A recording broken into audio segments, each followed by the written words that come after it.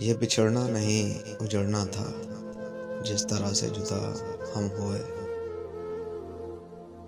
तुम्हारे ज़हर से वाकिफ़ हूँ मैं, तुम्हारे ज़हर से वाकिफ़ हूँ मैं। मेरे हाथों के पले हुए सांप हो तुम।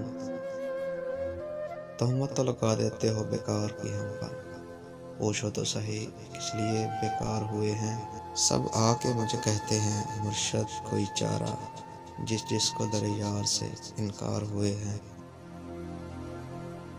रोशन है मेरी उम्र के तारीक चमन में, इस कंजे मुलाकात में जो वक्त गुजारा।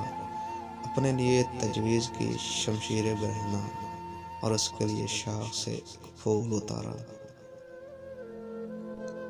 निशान फिर भी रह जाता है साहिब, निशान फिर भी रह जाता है साहिब। टूट कर जुड़ जाना इतना आसान नहीं। इस कदर उसकी जुस्तजू है मुझे, जैसे दुनिया में वो आखिरी शख्स हो।